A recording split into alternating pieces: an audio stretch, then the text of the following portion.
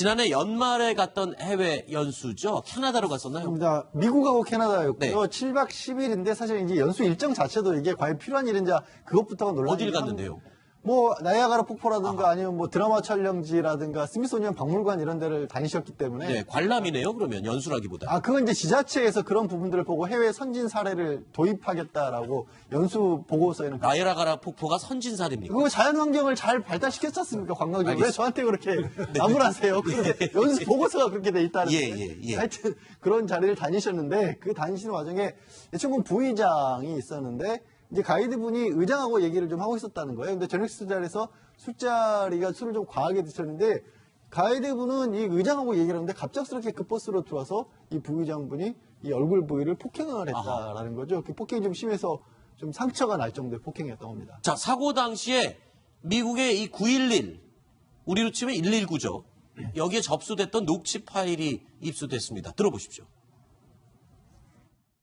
Yeah, I need the police, please. Have you called already? I know the spot. Yeah. Somebody called for me. No ambulance. No ambulance? What is your No, name? but the blood is coming too much. Yeah, somebody hit me. I'm wearing glasses. The glasses broken, so I'm bleeding. 사과로 왔습니다. 사과로. 끊어보세요. 그렇게 얘기 좀 하고 전화를 해.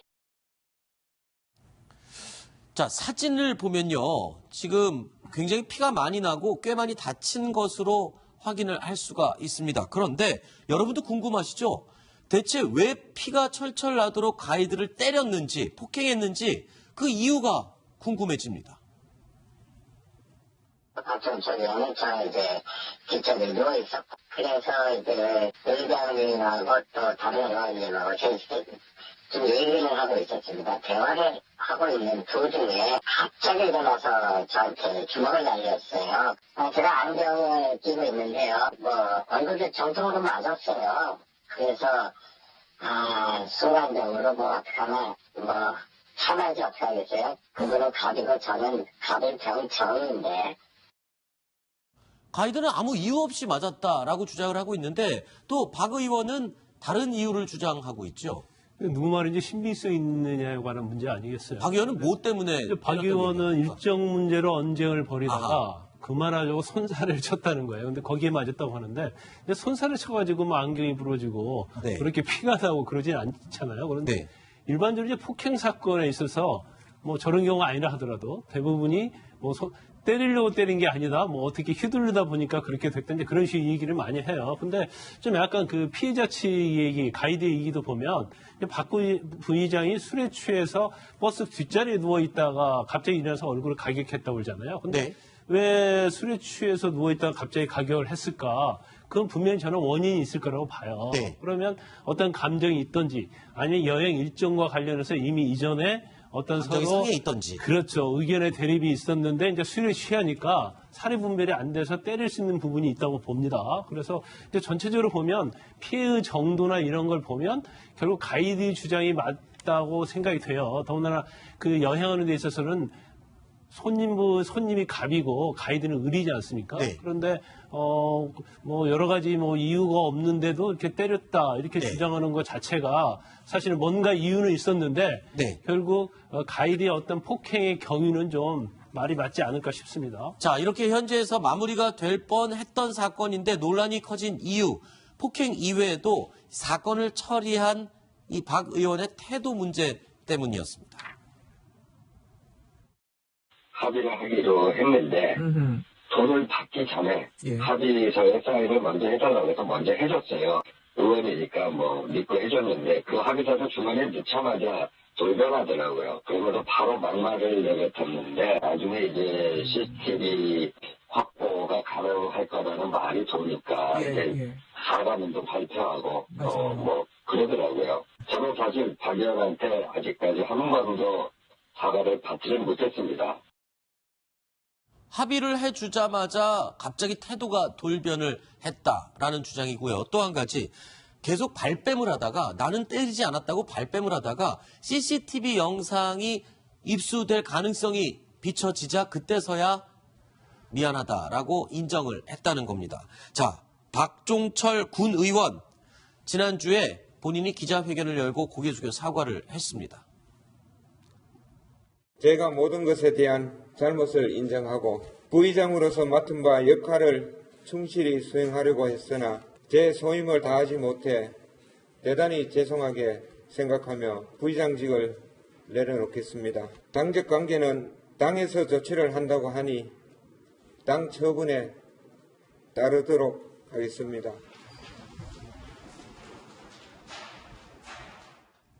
그런데 이번 사건이 여기서 그치지 않습니다. 또 다른 어이없는 사실이 추가로 확인이 됐기 때문이죠. 저는 좀 황당했어요. 네, 농담하시는 건가 했는데, 이거 농담 아니다. 정말로 좀 찾아봐 달라. 여기는 그런 곳이 없습니다. 그랬더니, 보도를 불러달라는 거예요. 그래서 제가 순간적으로 너무 당황해가지고, 보도 기자를 불러달라는 말씀이시냐고 제가 받아친 적이 있었고요. 버스 안에서 또 버스 밖에서 여러 번 그렇게 부탁을 하시더라고요. 그러면 한 분만 계속 들으셨어요. 권도식 의원입니다. 그러니까 보도 기자를 불러단다는 소리가 아니라 보도, 속된 말로 이 술집 접대부를 계속 불러달라고 요청을 했다. 이 권도식 군 의원이 이렇게 요청을 했다. 이런 증언이 나왔어요. 지금 조금 전에 나온 박종철 의원이나 권도식 의원이나 이 상황을 좀 전체를 한번 보면 네. 정말 이 7일 동안 어떤 일을 했는지가 좀 짐작이 됩니다. 그려지지 않습니까? 그림이 그려지는 것 같습니다. 정말 예천군을 대표해서 뭐 선진 어떤 사회를 뭐 이렇게 견학하는 거 하는 거 뭐 그건 좋습니다. 근데 군비를 한 6,100만 원 정도 사용하고 갔거든요. 자, 그렇게 가서 저희 가서 저렇게 술을 취해서 가이드를 폭행을 하고 정말 차마 이야기할 수 없는 저런 또 추태까지 부린 거 아니겠습니까? 참 저는 이런 모습을 보면서 그동안 우리가 기초단체장, 기초의회나 광역의회 여러 가지 이제 문제를 많이 봤잖아요. 과연 지방자치가 왜 필요한지, 지방자치 이 현실이 어떤 것인지에 대한 회의감들이 굉장히 들거든요. 이게 우리가 지방자치 하면서 거의 수천억 원 예산이 들어갑니다.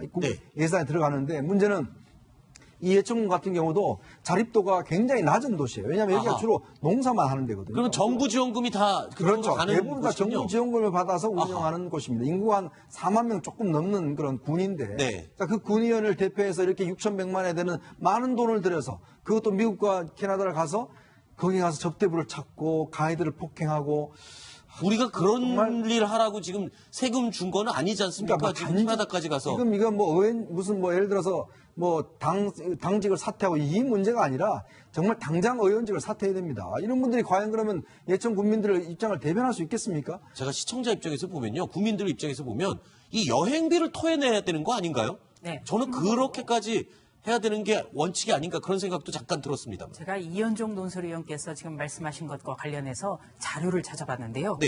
이 예천군의 재정 자립도가 불과 15%입니다. 아하. 그러니까 85%는 외부로부터 충당이 돼야 됩니다. 외부가 중앙정부잖아요. 그렇습니다. 아하. 그리고 226개 기초단체 중에 재정 자립도가 214위입니다. 아하. 이런 곳에서 9박 10일 동안 나이아가라 폭포 등을 둘러보고 또 도우미를 붙여달라 이런 요구라든지 또 기사 신고로서 이런 폭행 사실까지 미국 9.11에 녹취가 되는 이런 국제적인 망신을 떨었는데요. 이 예천군 의회에서 이번에 외유성 출장으로 쓴 돈이 6,188만 원입니다.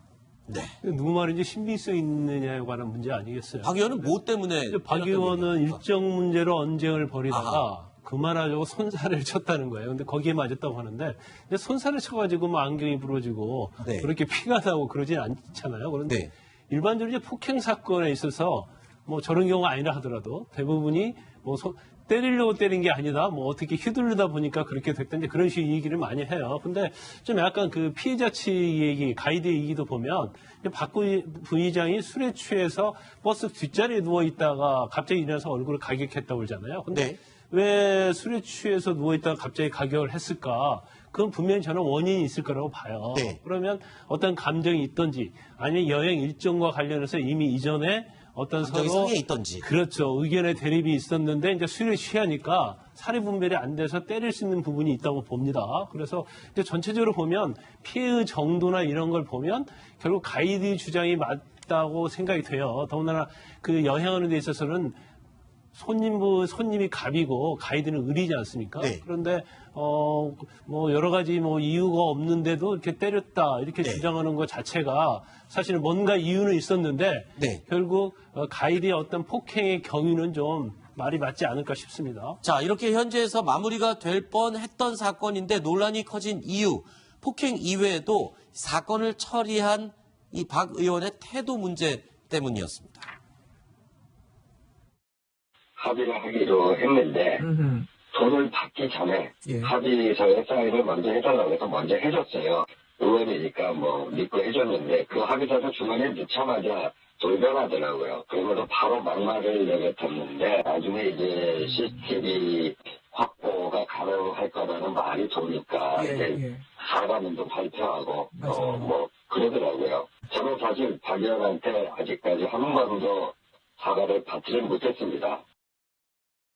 합의를 해주자마자 갑자기 태도가 돌변을 했다라는 주장이고요. 또 한 가지 계속 발뺌을 하다가 나는 때리지 않았다고 발뺌을 하다가 CCTV 영상이 입수될 가능성이 비춰지자 그때서야 미안하다라고 인정을 했다는 겁니다.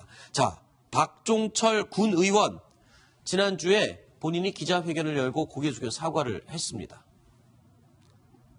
제가 모든 것에 대한 잘못을 인정하고 부의장으로서 맡은 바 역할을 충실히 수행하려고 했으나 제 소임을 다하지 못해 대단히 죄송하게 생각하며 부의장직을 내려놓겠습니다. 당적 관계는 당에서 조치를 한다고 하니 당 처분에 따르도록 하겠습니다.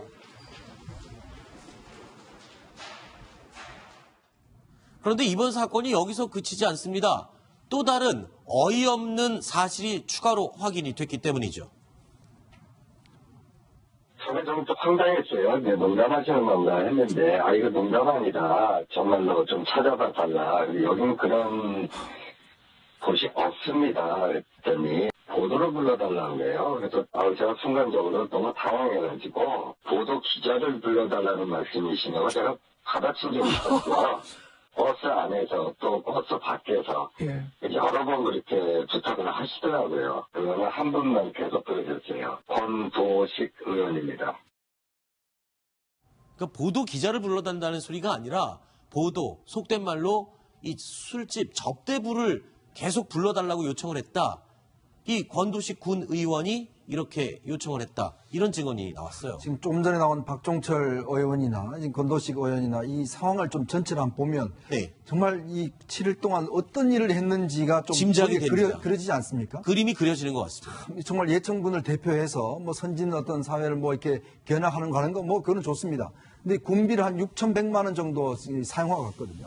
자, 그렇게 가서 저희 가서 저렇게 술을 취해서 가이드를 폭행을 하고 정말 차마 이야기할 수 없는 저런 또 추태까지 부린 거 아니겠습니까? 참 저는 이런 모습을 보면서 그동안 우리가 기초단체장, 기초의회나 광역의회 여러 가지 이제 문제를 많이 봤잖아요. 과연 지방자치가 왜 필요한지, 지방자치 이 현실이 어떤 것인지에 대한 회의감들이 굉장히 들거든요. 이게 우리가 지방자치 하면서 거의 수천억 원 예산이 들어갑니다. 예산이 들어가는데 문제는 이 예천군 같은 경우도 자립도가 굉장히 낮은 도시예요. 왜냐하면 여기가 주로 농사만 하는 데거든요. 그럼 정부 지원금이 다 그렇죠. 가는 대부분 다 곳이군요. 정부 지원금을 받아서 운영하는 곳입니다. 인구가 한 4만 명 조금 넘는 그런 군인데 그 군의원을 대표해서 이렇게 6,100만에 되는 많은 돈을 들여서 그것도 미국과 캐나다를 가서 거기 가서 접대부를 찾고 가이드를 폭행하고 우리가 그런 일을 하라고 지금 세금 준 거는 아니지 않습니까? 그러니까 지금 캐나다까지 가서. 지금 이거 무슨 예를 들어서 당직을 사퇴하고 이 문제가 아니라 정말 당장 의원직을 사퇴해야 됩니다. 이런 분들이 과연 그러면 예천 국민들의 입장을 대변할 수 있겠습니까? 제가 시청자 입장에서 보면요. 국민들 입장에서 보면 이 여행비를 토해내야 되는 거 아닌가요? 네. 저는 그렇게까지 해야 되는 게 원칙이 아닌가 그런 생각도 잠깐 들었습니다. 제가 이현종 논설위원께서 지금 말씀하신 것과 관련해서 자료를 찾아봤는데요. 이 예천군의 재정 자립도가 불과 15%입니다. 아하. 그러니까 85%는 외부로부터 충당이 돼야 됩니다. 외부가 중앙정부잖아요. 그렇습니다. 아하. 그리고 226개 기초단체 중에 재정 자립도가 214위입니다. 아하. 이런 곳에서 9박 10일 동안 나이아가라 폭포 등을 둘러보고 또 도우미를 붙여달라 이런 요구라든지 또 기사 신고로서 이런 폭행 사실까지 미국 9.11에 녹취가 되는 이런 국제적인 망신을 떨었는데요.